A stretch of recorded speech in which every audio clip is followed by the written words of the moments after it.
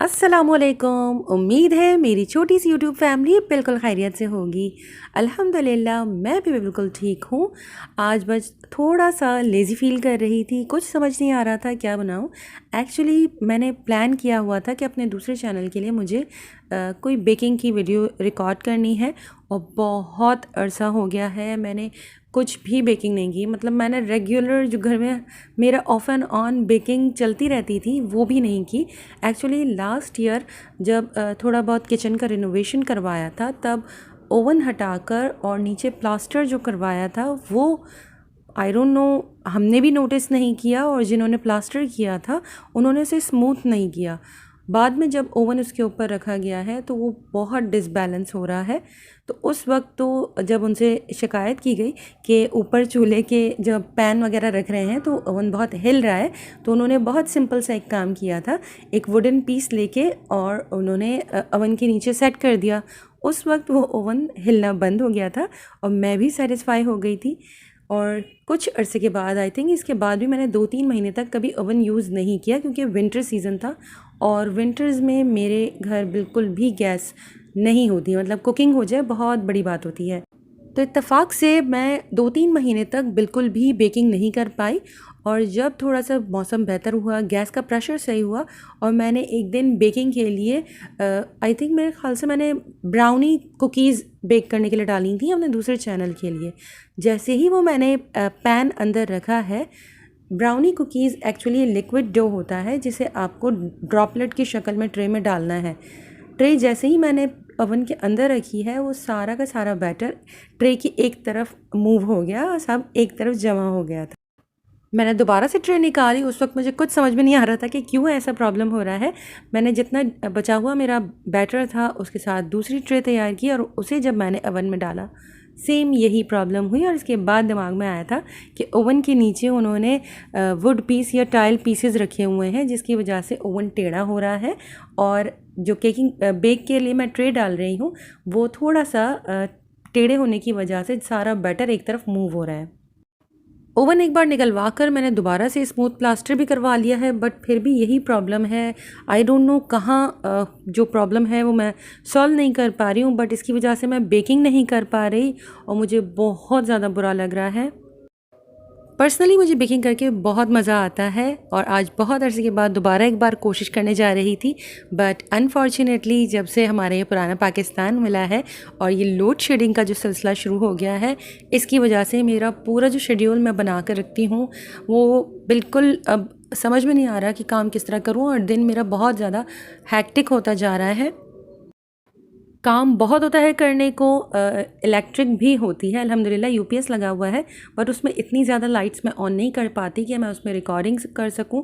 इस वजह से मुझे वेट करना पड़ता है और वो टाइम सबसे ज़्यादा मुश्किल टाइम होता है। खैर मैं इस वक्त बना रही हूँ आज इफ्तार के लिए ढाका चिकन, तो ये एक छोटी सी रेसिपी आप लोगों के साथ शेयर कर देती हूँ। बहुत सिंपल सी रेसिपी है। मैंने एक ब्रेस्ट फिले लिया हुआ है चिकन का, उसे मैंने जुलियन कट किया हुआ है और इसे अब मैं मैरिनेट कर कर रख रही थी। इसमें मैंने ऐड किया है नमक, आई थिंक आधा चाय का चम्मच मैंने नमक ऐड किया है, आधे से 1 चाय का चम्मच भुना कुटा ज़ीरा, 1 चाय का चम्मच कुटी लाल मिर्च, आधा चाय का चम्मच वाइट पेपर पाउडर ऐड किया था और इसके बाद मैं इसके अंदर ऐड कर रही हूँ 2 टेबल स्पून भरकर मैदा, 2 टेबल स्पून भरकर राइस फ्लावर और 2 टेबल स्पून भरकर ही कॉर्नफ्लावर। तमाम चीज़ों को बहुत अच्छी तरह से मिक्स करना है। और हाँ, इसके बाद अलावा मैंने इसके अंदर ऐड किया है 1 टेबल स्पून ऑयल और साथ ही 1 टेबल स्पून सेसमी सीड्स या जो तिल होते हैं। बस तमाम चीज़ें एक साथ आप मिक्स करें, अच्छी तरह से इन्हें टॉस कर लें। पहले मैंने सोचा स्लाइटली मैंने फोक से मिक्स कर लेती हूँ, लेकिन जब मुझे बहुत ज़्यादा काम करने होते हैं तो मैं इसी तरह के जुगाड़ करती हूँ। बस मैंने बॉक्स के ऊपर लिड लगाया और इसे बहुत ज़्यादा विग्रेसली शेक कर दिया था, तो अल्हम्दुलिल्लाह तमाम पीसेस पर बहुत अच्छी तरह से हर चीज़ की कोटिंग हो गई थी। ये आप बनाकर फ्रीज़ भी कर सकते हैं। अलग-अलग स्ट्रिप्स को एक ट्रे में फैला दीजिए और इसे फ्रीज़ कर लीजिए। जब वो हार्ड हो जाए तब आप इन्हें निकाल कर किसी भी ज़िप-लॉक बैग में भरें और दोबारा से इसे फ्रीज़र में डाल दें।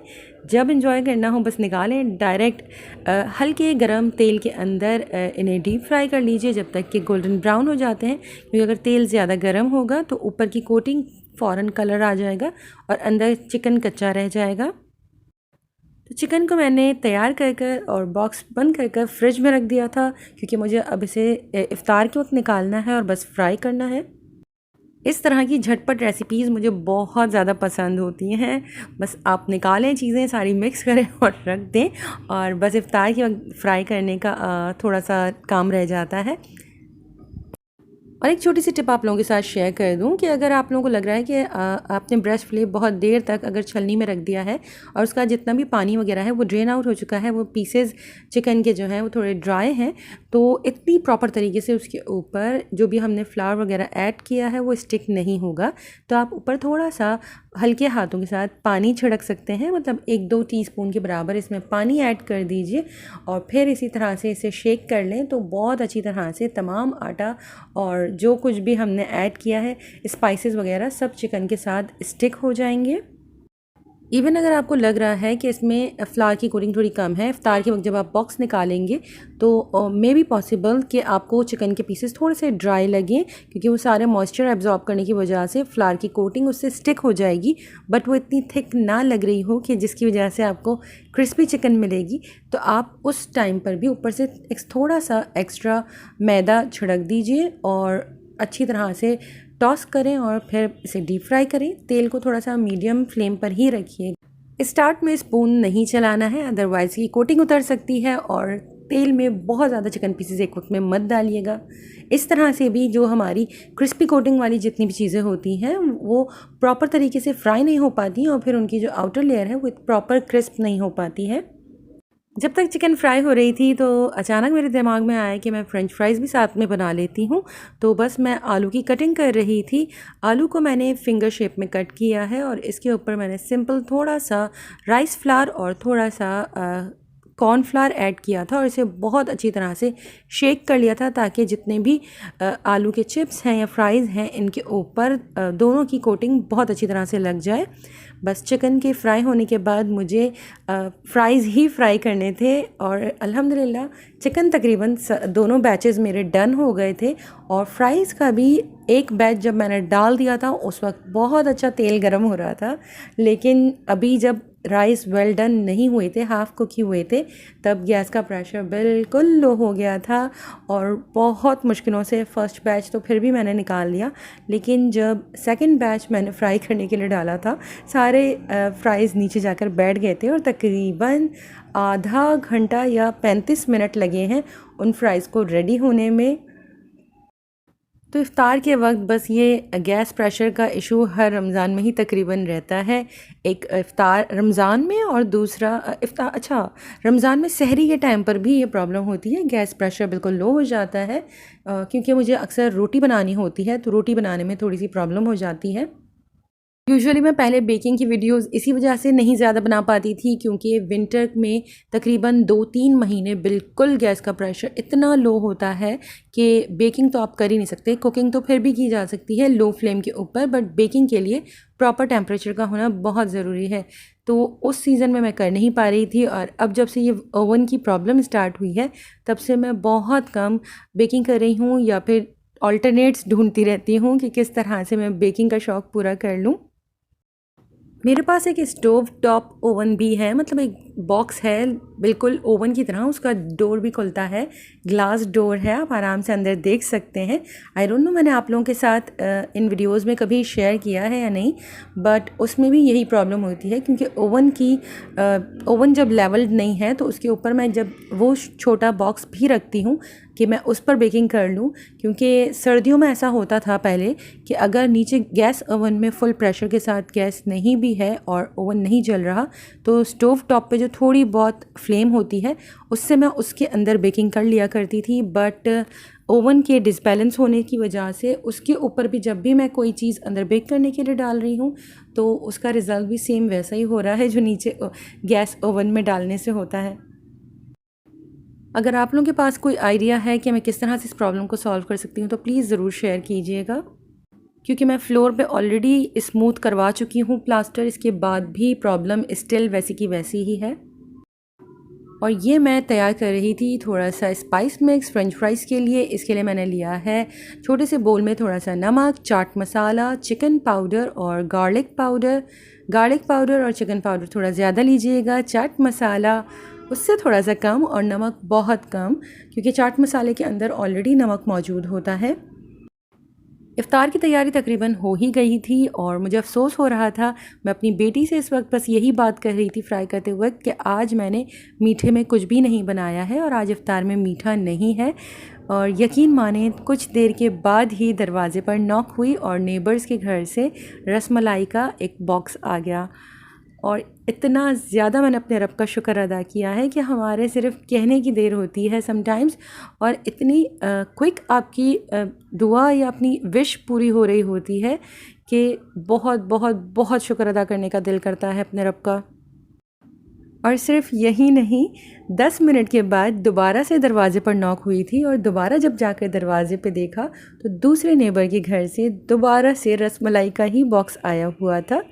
बेशक डिफरेंट शॉप का था, लेकिन फिर से रसमलाई आ गई थी। फिर मैंने उसे फ्रिज में रखा और दोबारा किचन में चली गई थी तो 5 मिनट के बाद दोबारा से दरवाज़े पर नॉक हुआ और एक और नेबर की तरफ से 2 खाजे के बॉक्सेस आ गए थे। इस तरह से कुछ देर पहले जो मैं सोच रही थी कि आज इफ़्तार में मीठे में कुछ भी नहीं है, तो अल्लाह का बहुत करम है कि बहुत सारा मीठा हो गया था। यूजुअली हर साल मैं इफ़्तार के वक्त ट्रे बाकायदा तैयार कर कर फिर ही मैं नेबर्स को हमेशा भिजवाती थी, बट आई थिंक मैंने आप लोगों के साथ शेयर नहीं किया। मैंने रमज़ान के फ़र्स्ट वीक में ही अपने तमाम नेबर्स को इफ़्तार भिजवा दी थी, बट मैंने इफ़्तार इस दफ़ा फ़ाइनल कर कर नहीं भिजवाई थी। मैंने फ्राइड आइटम्स को कच्चे फॉर्म में ही सुबह में ही भिजवा दिया था, क्योंकि मुझे लग रहा था कि इफ़्तार के वक्त इतना सब कुछ फ्राई करने का और तैयार करने के लिए गैस बिल्कुल भी नहीं होती थी। तो मैंने बहुत सारी 2-3 आइटम्स आई थिंक मैंने फ्राइड आइटम बनाकर उनके बॉक्सेस तैयार किए थे और वो मैंने सुबह में भिजवा दिए थे, ताकि अगर किसी को उसी दिन फ्राई करना है तो वो अपनी किचन में और कोई प्रिपरेशन उस दिन की ना करे। तो ये फ़र्स्ट टाइम मैंने अपनी लाइफ में किया था कि मैंने फ्राइड आइटम मतलब रॉ फॉर्म में अनफ्राइड कंडीशन में अपने नेबर्स को भिजवा दिए थे। तो इसी तरह से इस बार तकरीबन सबके घर से अनफ्राइड आइटम्स ही आए हैं और मुझे लग रहा है कि शायद ये ऑप्शन ज़्यादा बेहतर है, क्योंकि समटाइम्स ऐसा होता है कि आपने अपने घर में ऑलरेडी बहुत प्रिपरेशन की हुई होती है और फिर आपके पास नेबर्स से कुछ ना कुछ आ जाता है और उस दिन दस्तरखान पर बहुत ज़्यादा चीज़ें हो जाती हैं जो कि ख़त्म करना थोड़ा सा मुश्किल हो जाता है। तो अनफ्राइड आइटम्स देने से ये बहुत ईजी है कि आप के लिए कन्वीनियंट हो जाता है कि आप नेक्स्ट डे फ्राई करें या फिर सेम डे भी आप इसे यूज़ करना चाहते हैं तो कर सकते हैं, या फिर फ्रीज़ कर लें, जब आपको ज़रूरत हो आप निकालें और इसे फ्राई कर लें। हस्बैंड भी आज ऑफिस से आते हुए फालसे का जूस ले आए थे और साथ ही मसाले वाले खट्टे आलू भी लेकर आ गए थे। तो अल्हम्दुलिल्लाह आज दस्तरखान पर बहुत वैरायटी मौजूद थी और आज मैंने फुल ऑन चीटिंग की है। मैंने खाजा भी खाया है और फ्रूट्स आप देख सकते हैं, मैंने 2 पोर्शन ऑलरेडी अपने निकाल कर जो सुबह ही फ्रिज में रख दिए थे और जब हस्बैंड फालसे का जूस लेकर आए तो मैंने फालसे का जूस भी कंज्यूम किया। मतलब आज मेरे 3 पोर्शंस फ्रूट्स के हो गए थे इफ्तार में ही। इसलिए आज इस मील को मैं फुल ऑन चीट मील ही कहूँगी, क्योंकि इसमें कोई पोर्शन कंट्रोल फॉलो नहीं हुआ है। तो समटाइम्स ऐसे भी चलता है। आज के लिए बस इतना ही, इंशाल्लाह जल्द दूसरी वीडियो के साथ मिलूँगी। अपना बहुत ख्याल रखिएगा, मुझे दुआओं में याद रखिएगा। अल्लाह हाफ़िज़।